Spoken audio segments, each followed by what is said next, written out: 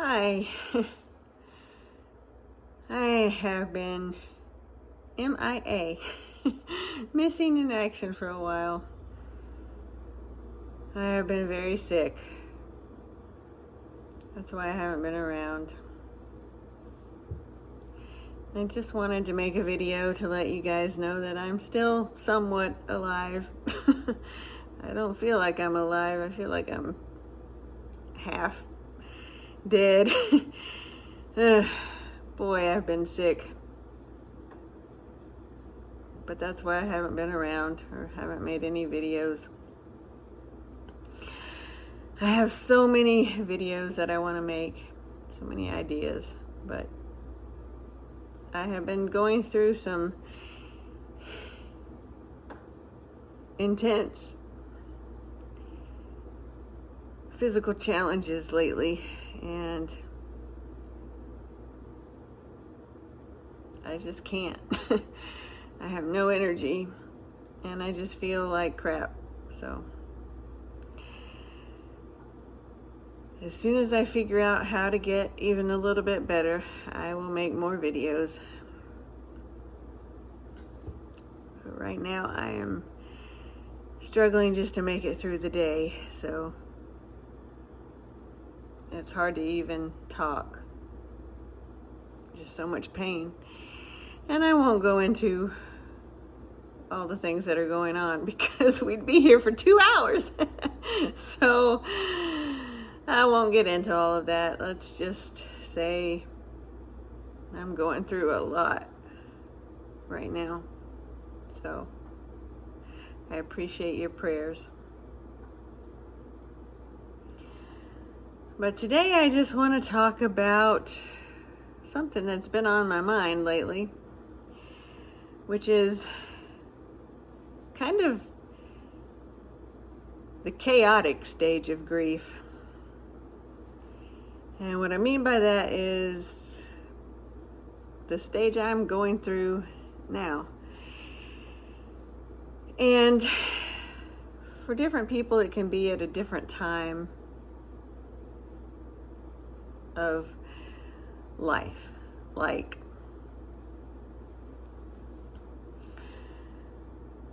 I think some people hit this around the 1 year mark, sometimes 2 years, sometimes maybe 3 months. I don't know. Grief is different for everyone. So you'll hit that chaotic stage maybe. At a different time. So it you can't predict like, oh, this is going to happen at the 2 year mark. But I'm finding, like, as I talk to other people, like I have a couple of friends that are going through grief, and they're kind of at the same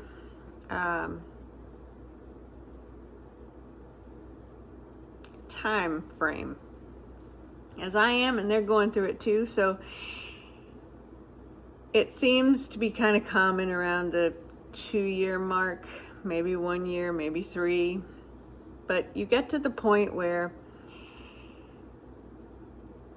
you're going through all of the things and the stuff, maybe. And you're kind of organizing things, and you're sorting through things, and it's just overwhelming. You have to kind of do it just a small bit at a time, because if you've got a lot of stuff, especially if it's like, a spouse that you had for a long time, or a parent that they have like 70 years worth of stuff, going through all that stuff can be quite overwhelming. So especially if you're like an only child, or you don't have like people to help you, and then of course if you've got a big family, there can be fights and terrible squabbles over all the stuff. Who gets this, who gets that, you know what I mean by that. And that can be just as bad. So there's just so many things that people face when they're going through loss and trying to make sense of it all. And then they have to go through the things, and then you might have to sell the cars, you might have to sell your house and move to a smaller place. So many different things happening. And it's great, if your spouse had life insurance, that can help out a lot. But if you're like me and your spouse didn't have any life insurance or savings because, well, they were just too young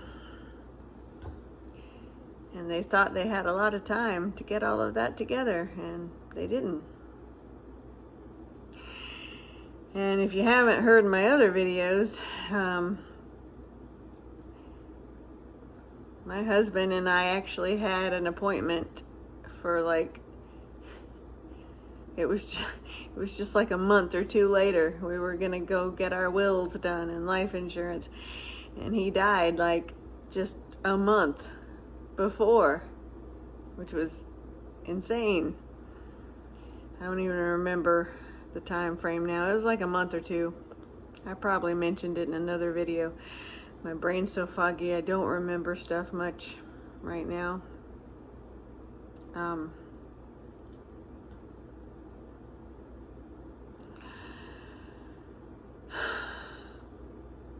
Even like now, I just lost my train of thought.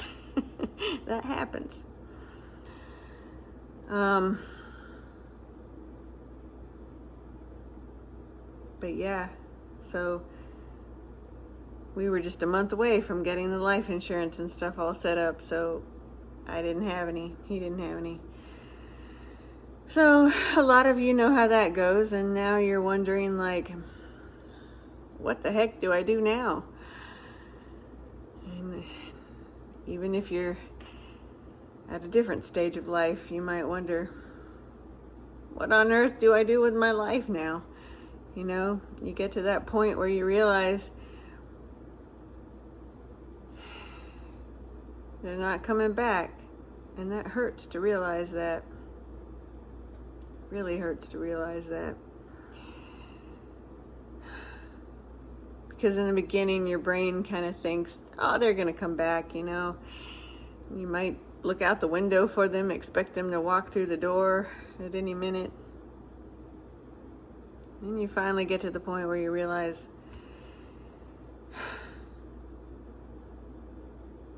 they're not coming back. So now you're forced to figure out how to live. Sorry, my nose itches.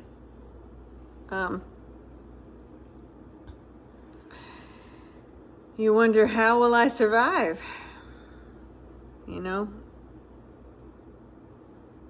Some of you might not be able to even afford to live in your house anymore, or your apartment, and you may have to move in with a friend or a relative or downsize, and that's hard. Some of you just may be not able to keep up with the maintenance of a big house anymore, and you may have to move into a small condo. I've heard a lot of people talk about stuff like that, and it's hard to do that, but you got to do what you got to do, and those transitions are hard.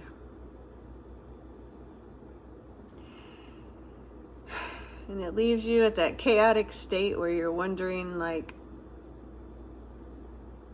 how do I begin a new life at this age? And whether you're 40 years old or 90, you're still going to wonder, how do I start over at this age? This is not exactly an easy age to start over. It's hard enough if you're young and you're 20 or 30, but when you're over 40, it's even harder because, well, there's a lot of reasons, but I won't go into all of that.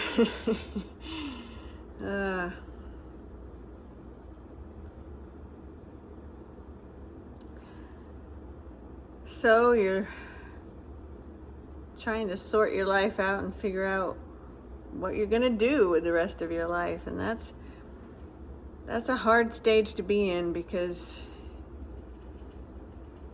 it triggers the grief again, trying to make some kind of a new life really triggers the grief because you don't want to. You may have loved the life you had. Some people, maybe they hated the life that they had, but I think most of you probably loved the life you had with your spouse. If you're watching grief videos, you probably want to go back to the life you had with your husband or your wife,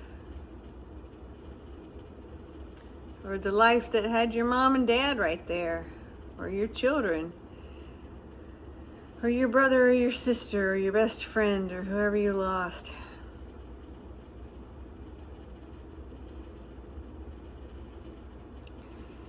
And it's hard to start over. Starting over is hard. You're wondering, like, how do I transition from being married to being single? Like, I was so used to being married, and I loved being married. That's being a homemaker and taking care of a husband was my passion in life, and now that's gone, and now I have no purpose. And yes, I do believe that we all still have a purpose left if we're here, but that's not what I'm talking about. I'm talking about you felt like that person was your purpose. And now your purpose is gone. So you feel like you don't even have a purpose left. Even if you've got children or grandchildren or things to do, it's not the same. And some people do find their purpose again and they're passionate about it, and that's great. But some people really struggle to find a purpose again after loss. And people like me, especially with like a chronic, debilitating health issue. Well, actually, more like 40 issues, but we won't go there. But if your husband was basically your whole life, it's hard to have a purpose again, or even feel like you do.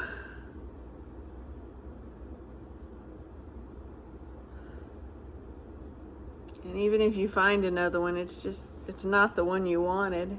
So that can be hard too. So it's a hard state to be in. And a lot of you have legal battles to go through, things to sort out, loans to pay off that you don't know how you will, bills to pay and you don't know how you will. It's a chaotic time. It can be chaos. For single parents now, it's like, how do I raise these kids on my own? And you're trying to figure that out, and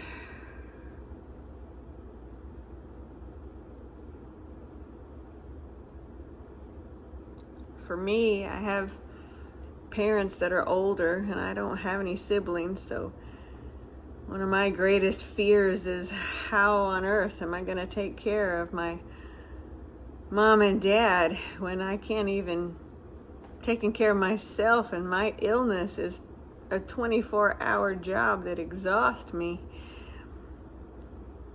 and I have no help now. My husband was the one that was so looking forward to helping me take care of them in their old age, and now that's gone. And it's overwhelming. It's just like this heavy weight. And then thinking about having to lose them or watch them die if I live long enough on my own with no husband to lean on. That's like a 500-pound weight on my shoulders that it's like this dark cloud over me. And a lot of you know what I'm talking about. Some of you may have already lost your mom and dad, and you know the pain of that. And I've had friends that told me, the only way they got through that was leaning on their spouse. Well, I don't have a spouse to lean on, so there's just so many situations in life that are hard. So hard.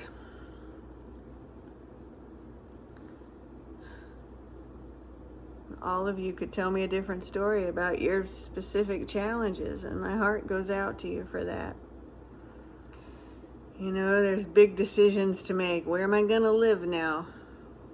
Do I need to get a job? A lot of you will have to go back to work and there's so many things. You've got a lot to sort through, I know.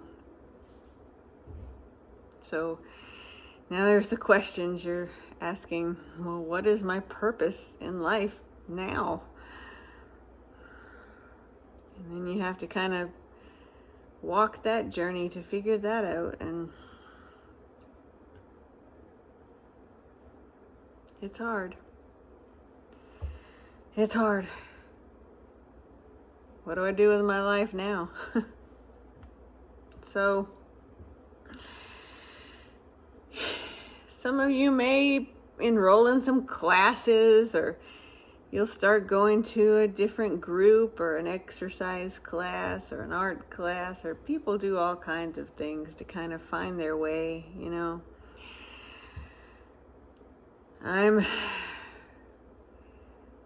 I'm pretty busy now. When I have any energy at all, I've kind of gone back to school, so to speak. I'm taking all kind of courses from different places, and I'm taking classes now. I have I have one. A bug just went up my nose. Isn't that fun?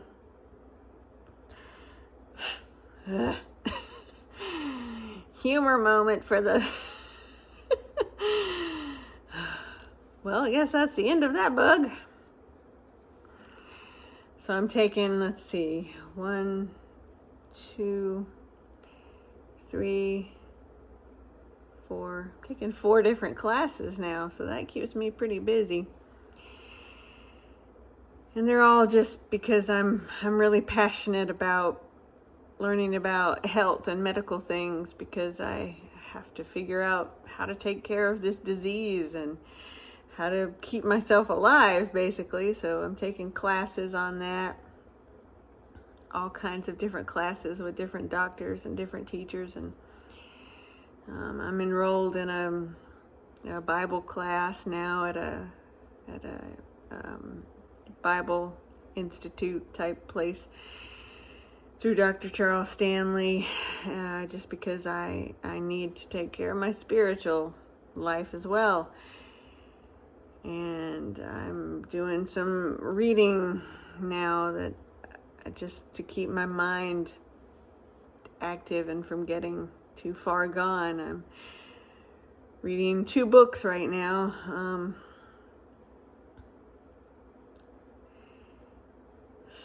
And I'm doing some gentle physical therapy classes, because my body is just so inflamed and out of whack that I have to start doing something, because my circulation is so bad, and I'm in desperate need of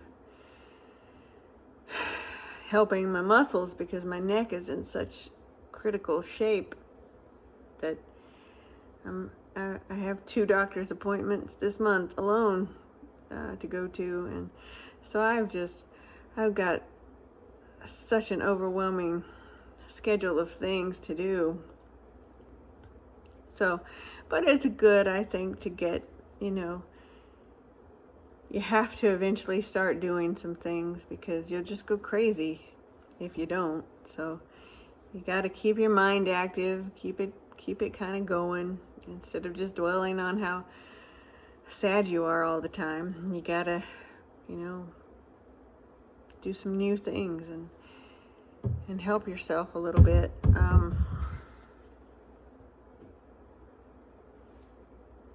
Because you have to. Otherwise, you'll just sit and die, basically. And we don't want to do that. So, a lot of your notes are so sweet. I appreciate you guys more than you'll ever know. I know a lot of you have asked to be able to talk to me, and I appreciate that. I can't physically. I just don't have the strength or the energy to add anything else into my schedule. I'm trying to actually remove stuff from my schedule because I just got so much going on, and I barely have the strength or the energy to talk for 30 minutes to do this. So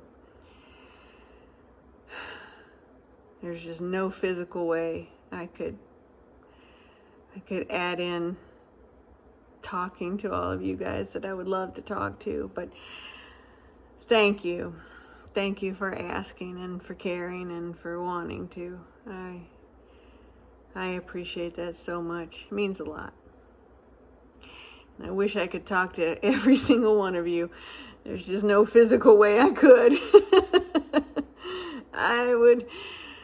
I am barely making it doing what I do now, so just know that I would love to if I had the health and the time to do it.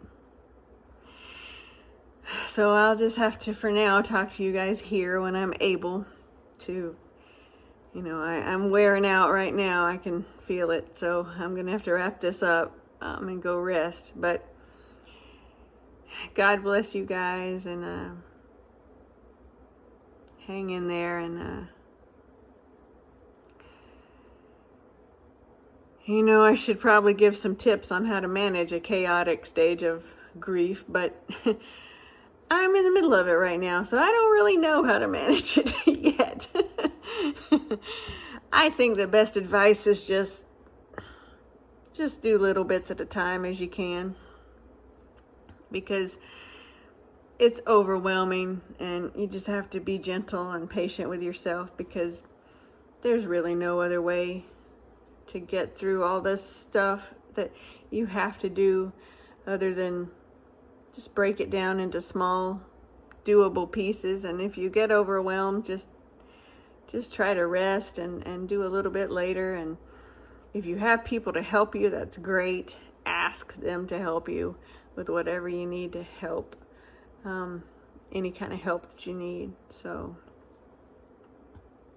but other than that, really, I think all you can do is just do a little bit at a time. Like I always say, Elizabeth Elliot's quote, do the next thing, because you can't look at the big picture. It will completely overwhelm you and shut you down, and you'll sit there and you'll want to do nothing if you try to look at everything you got to do. I know, I have. It's like all this stuff I got to do, I need to do, and then I'll just do nothing because it's so overwhelming. So make a list and just focus on one thing that you have to do next, and then don't worry about the rest of it until you get that done. Unless it's something you have to do, like, take your kids to the doctor or whatever. If you have to do it, do it. But if you can break it down into little pieces, make small goals, and that way you'll feel good about yourself when you accomplish something. Like for me, I was putting off going to the chiropractor for my neck for months because I just didn't have the strength to do it. And I finally went, and I felt like I had accomplished something. So that's my best advice there. Okay, well, until next time, big hug to you guys, and hope you're doing okay. I love your comments, even if I can't answer them. eventually I will, hopefully I will get around to answering them all in the future, but I do enjoy reading them, so feel free to leave them.